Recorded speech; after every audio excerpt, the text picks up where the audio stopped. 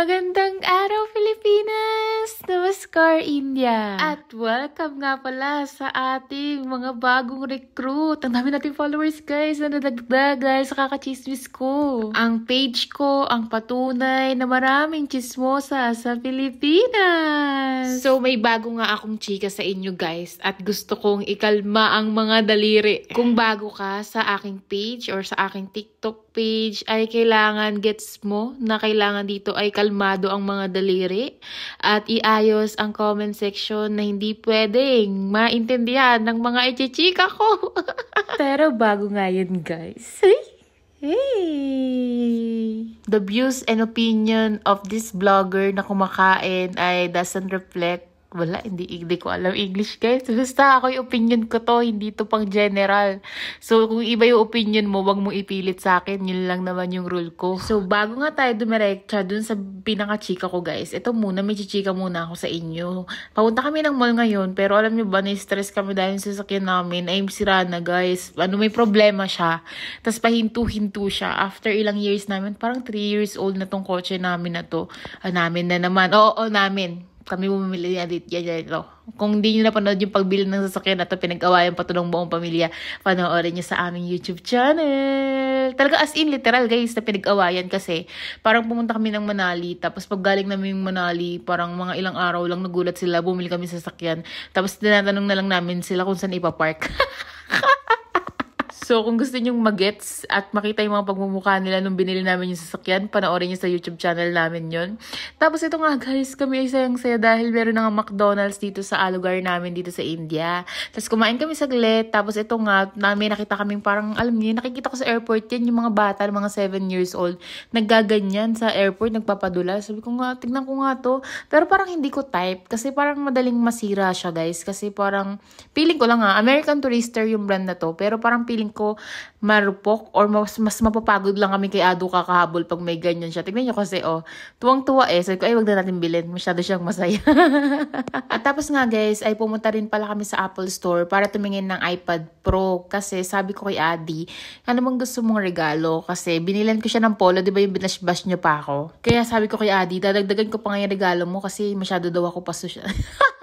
Alam nyo guys, pag birthday kasi ni Adi, talagang pinag-aandaan ko yung birthday niya guys. Alam nyo ba nung hindi pa kami, sinurprise ko pa yan, binili ko siya ng cupcake, tapos dinikitan ko ng, basta happy birthday, ganyan, bumili pa ako kandila, nasa Hong Kong kami, kasi yun lang yung afford ko.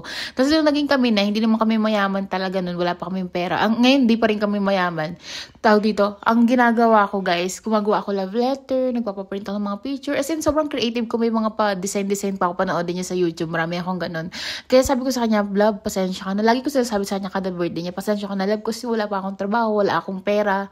So, kung may pera man ako, darating yung panahon na bibili kita lahat ng gusto mo, be. Sabi ko sa kanya talaga. So, ngayon, guys, ako may ipon ako sa pag-vlog. Alam niyo naman, hindi binabawasan ng asawa ko yung kinikita ko sa pag-vlog. So, naiipon siya talaga.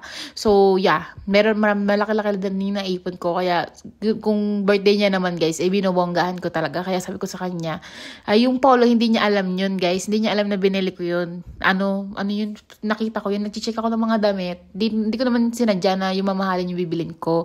It's just that, sabi ko, sobrang ganda naman ng polo na to, bagay sa asawa ko to, lalo na pag kami mga kamiting nga siyang mga CEO, diba? So, sabi ko, bibilin ko nga to kahit mahal, ganun. Ang saya ko pa nung binili ko, guys. Hindi ko ina-expect na isipin niya pala na pasosyal ako. For me, nung binili ko yun, hindi ako nagpapasosyal na, ang ganda ng brand, ang mahal, hindi ganun yun nasa utak ko, guys. Nakita ko yung polo na yun, sabi ko, bagay na bagay sa asawa ko to. Ang saya ko pa, guys, talaga. So, gulat ako, ba't ganun? Ba't ganun yung mga tao? Ang daming hatred sa heart. At anyways, at the end of the day, hindi naman kami bumili ng iPad Pro at ayaw daw ni Adi ng iPad Pro kasi nga daw sabi niya ay parang useless kasi meron akong iPad, 'di ba, nakita niyo yung niregaluhan ako niya guys ng iPad nung dati nung nag-uumpisa pa lang kami, niregaluhan niya ako ng iPad guys, pinag-ipunan niya yun. Pero that iPad guys, naiwan na yun sa eroplano, hindi pa namin nakukuha sa airport, naiwan siya last yung papunta kami ng Bangkok, naiwan ni Adi sa eroplano kasi nga ganun siya ka-useless. Hindi kasi ginagamit masyado guys. Si Ado lang nanonood ng YouTube minsan. Pag halimbawa nasa trap, nabubuksan lang actually yung iPad na yon. Pag sumasakay kami ng eroplano, kasi sa bahay di naman nag-iPad si Ado. TV lang siya 2 hours a day, diba? Kahit dati pa. Tapos hindi talaga siya nagagamit. So that time, yun, naiwan niya. Kaka-charge ko lang yun guys. After ilang months, after 3 months, 2 months, chinarge ko ulit para dalhin ni Ado sa Bangkok para sa eroplano guys. Wala, naiwan niya. Kasi wala sa loob niya na may iPad kami. So, napapansin nyo nga hindi kasama sila mami. Kasi sila mami guys, nasa bahay. At si mami ngayon ay vegetarian siya mga 1 month. Ako naman, 1 month. Ako naman guys, vegetarian lang ako every Sunday at Monday fasting. Ganun ang style ko. Ayun, nag-umpisa din ako mag-fasting. Natutuwa naman ako mag-fasting guys. Kasi nga, di ba, sa diet ko naman ganun ko. So, dati hindi ko kaya yun kasi gutom na gutom ako. Pero ngayon, kayang-kaya ko guys mag-fasting. Yun lang yung karne ng cravings. Pero carry naman guys. Kaya kaming 4 lang. So, hindi na sila sumama. At the same time, yung sasakyan nga namin, pahinto-hinto. So, hindi ko alam gagawin. Pero I think, dadali nila ngayon yun sa service center. So, ito na nga ang chika, guys. Kinausap nga kami ng biyanan ko, guys. Di ba sabi ko sa inyo, yun sa pinakataas ng bahay namin, guys, dapat ang gagawin ay playground. So, sabi niya, gawin na lang, nakita niya kasi pumasok siya sa kwarto namin at punong-puno nga ng gamit ng bata. Tapos sabi ko kasi sa kanya, di ba sabi ko nga sa inyo, hindi ko ma-unbox yung Bangkok haul ko dahil nga wala na akong paglalagyan ng damit. So, yung kama ko din sa ilalim nun guys ay punong-puno ng damit. So sabi ko sa kanya, bibili kami ng bagong cabinet. Sabi naman ni Aditya, wag na tayo bumili ng bagong cabinet. Magpa-built-in cabinet na lang tayo. So kausap namin si mami nun. Tapos guys, sabi naman ng nanay niya, what if, ang let kaya ng kwarto nyo, what if sa inyo na yung buong 3rd floor? Sabing ganun guys, ipagawa nyo na lang kaya yung buong 3rd floor. So ito na nga, dito yung part na marami ng chismosa na magagalit sa akin dahil sa opinion at sinabi ko. At actually hindi ko pa sinasabi sa kanya, nag-usap lang kami mag-asawa. That time na nang kakarap si mami, wala akong sinabi, hindi ako diskusyon. Wala namang diskusyon dapat talaga. I mean, hindi ko muna sinabi kung ano yung nasa utak ko kasi gusto kong muna sa asawa ko kung syempre hindi naman natin alam kung anong iisipin ng biyanan ko, ma-offend ba siya or what, or masasad ba siya dun sa sasabihin ko, anong sinabi ni Elena? So, ganun naman kasi guys, ako kasi ang taong malakas makiramdam kung kung masasaktan ko ba yung tao na yun.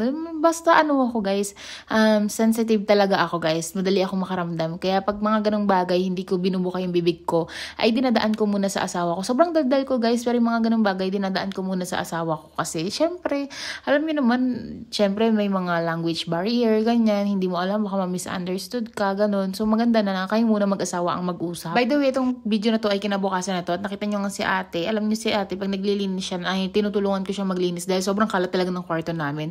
Tapos, ayan naman guys, nag-get ready with me muna. Kung gusto niyo ma-explain ko yung get ready with me or continue tayo sa chika. 5, 4, 3, 2, 1. Okay, diretso tayo sa chika. So, ito nga ang naging suggestion ng biyanan ko. At yung suggestion niya muna guys, yung sasabihin ko sa inyo, hindi muna yung akin. Ang sabi niya guys, magawa daw namin yung 3rd floor. Tapos, depende na daw sa akin kung ano yung design ko. Gusto ko daw modern, ganyan. Ang gusto ko talaga sa bahay guys, pag ni-reveal. Ayoko kasing sabihin sa inyo basta. Ayun, kung magpapagawa kasi kami ng bahay, guys, gusto ko high ceiling, tas malaking yung bintana, glass, ganun yung gusto ko, guys. Tas wooden yung taas, tas marble yung floor, sobrang puti, tapos sobrang laking sala, malaking sofa, kasi mahiling ako may pagchismisan, diba? So, gusto ko sa pamilya, lagi nag-usap-usap sa sala. So, ganun yung gusto kong style, guys. Tapos, kung magkaroon man kami ng kitchen, yung maliit lang. Tapos, sa gilid nyo, ayun nga, may sofa, guys, para nakikita mo yung mga bata naglalaro or nanonood ng TV. Tapos gusto ko rin magka-walk-in closet. Tapos gusto ko magkaroon ng kwarto na malaki. Basta gusto ko mataas yung ceiling kasi nga matangkad ako. So, ayun. So, gusto naman ng biyanan ko yun. Kaya lang, ang gusto kasi mangyari ni Aditya, guys, para ko ma-explain na hindi ako mababash. Hindi, charis lang. So, ang gusto kasi ni Aditya, guys, mangyari, ganun nga. Katulad din ng gusto ko. Ako masusunod sa lahat ng design, ganun. Kasi ngayon, guys, yung bahay namin, hindi bet ng biyanan ko kasi nakikita na sa abroad, diba? Ang bobongga. So, gusto niya yung style ng kwarto namin. Yung parang ang bright ba, ganun guys. Kahit madungis ba, makalat. Hindi madungis, makalat. Kahit makalat ng kwarto namin, parang ang bongga-bongga tignan, diba? So, gusto niya ganun sana. Kaya lang yung sa baba namin, napinturahan na siya. Nagdesisyon nun, pati mga kortina. So, sabi niya sa akin, sa 3rd floor daw, pababayaan niya daw ako magdesisyon. Ako daw magpaganda ng 3rd floor. So, ang sabi naman niya, Aditya, push nga yun. Kaya lang, ang gustong mangyari kasi niya, may kwarto din yung kuya niya doon sa taas. Doon ako doon.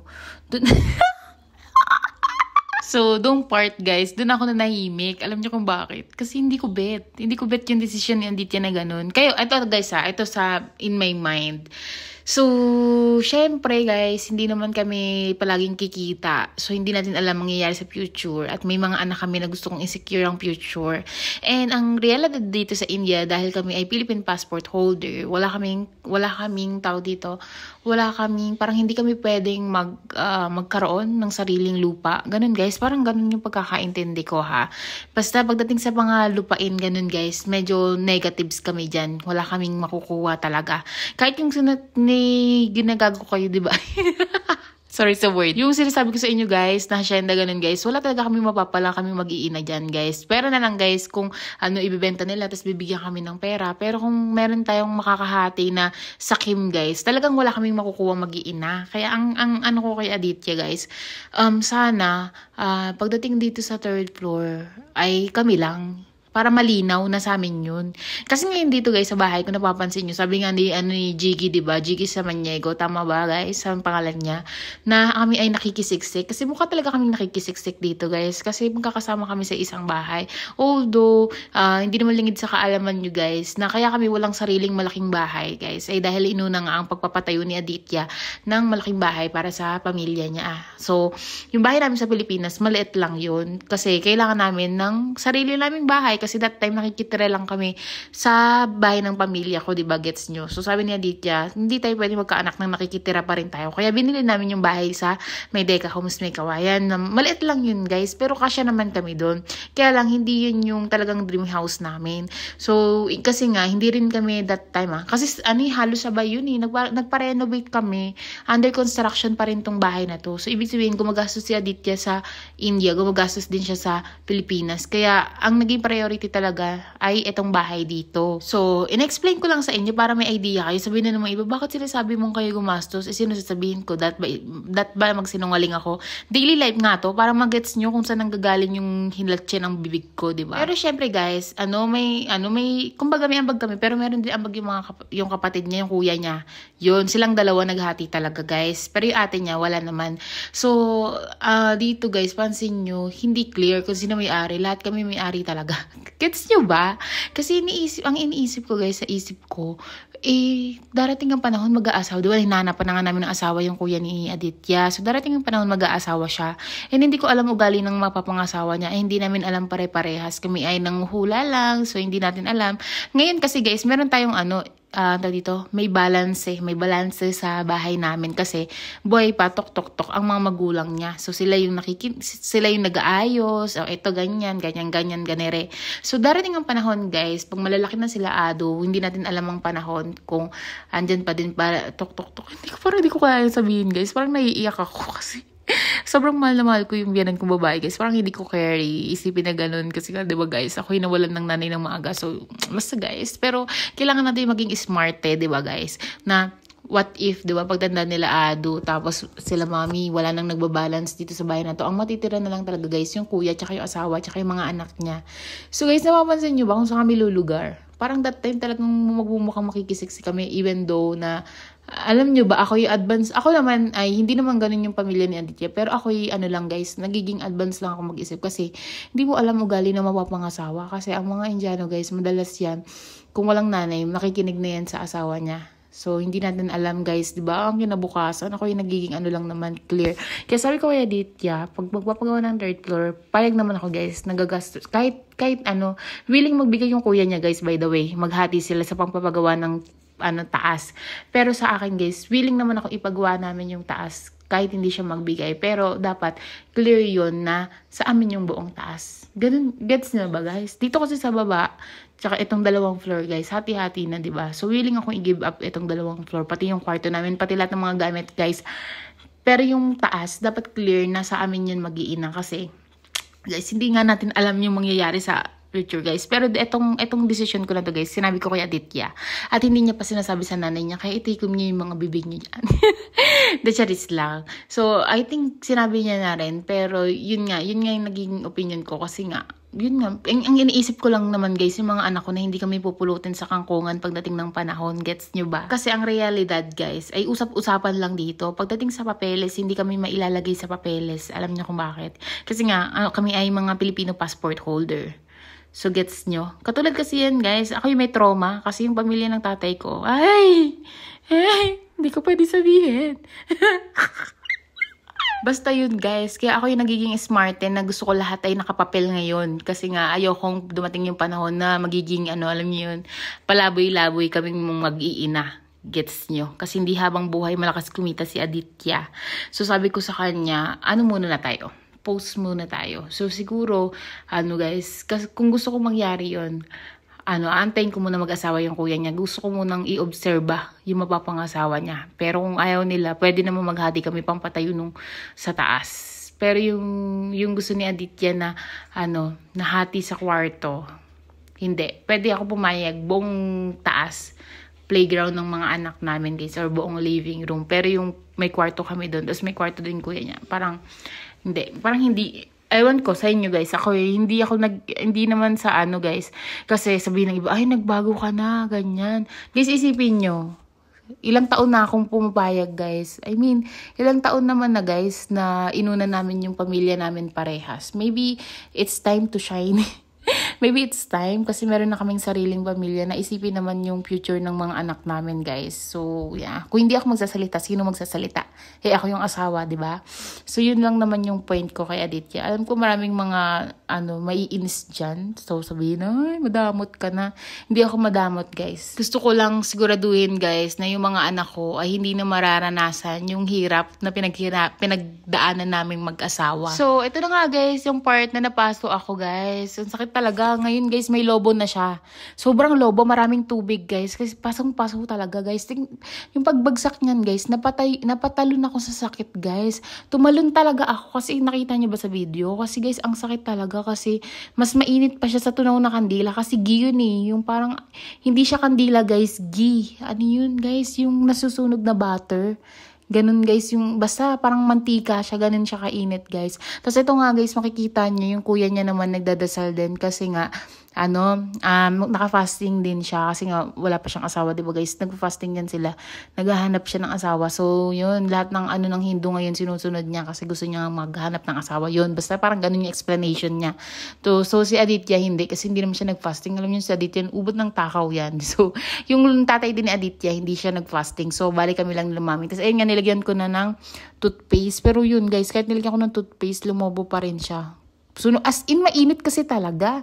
Yung akala ng iba, guys, nag-iinarte lang ako na, tatawa-tawa lang ako habang kinukwento, guys. Pero naiyak, halos maiyak ako, guys. Hindi lang ako umiyak kasi, syempre, pahiya konti ka dun, di ba, guys? So, tapos ito, guys, yung asawa ko, nagmamadali. May call yan siya, tapos chinat ko, sabi ko, nasunog yung kamay ko. Tapos sabi niya, tumatakbo. Nagulat ako, guys. Sinabi ko lang naman na, nasunog yung kamay ko. Hindi ko in-expect na i-end niya yung call niya or nasa meeting siya or ganun. Kasi hindi naman niya nag-i-end ng call basta-basta sa meeting niya. Pero, nung nag-chat lang ako, parang random lang. Ganun guys. Sabi ko, nasunog yung kamay ko. Chika-chika. Kasi may likang mag-chismis sa asawa ko, diba? Tapos maya-maya, naririnig ko na yung yabag niya. Tumatakbo na guys. Ayun pala, alalang-alala siya. So, tapos ayun, kinukwento ko sa kanya nga na yung dia nga. Ganun guys. Katulad ng kinuwento ko sa inyo guys. Ito lang yung version kay Aditya. Kasi hindi niya napanood yung video. So, kinuwento ko. Kung anong kinuwento ko sa vlog, yun din yung kinukwento ko sa kanya. Kaya siya tumatawa kasi, sabi, may toyo ka talaga, no? Tapos, ayan nga guys, siya, nililinisan niya na yung toothpaste, tapos iniipan niya pa, may pakiskis pa yan guys, pero nagmamadali, actually, kaya yun ganyan kumilos guys, nagmamadali yan, kasi babalik daw siya sa call, kasi important meeting daw yun, sa parang nagpo-propose sila ng sa company, ganun guys, ng mga strategy, kineso, ganun, pero pinost niya nga kasi, sabi niya nga, baka napano daw yung kamay, ganun siya ko sweet guys, ganun ako ganda, tingnan si Api, nakikringe na ata siya sa kaartehan namin ng tatay niya. Tapos ayan na guys, tatakbo na rin yan si Adi pababa kasi nga may meeting nga daw siya. Tapos ayan nga guys, ako papatulugin ko na yan si Abby. Actually, kaya pala ganun yung mukha niya, ay inaantok na siya guys.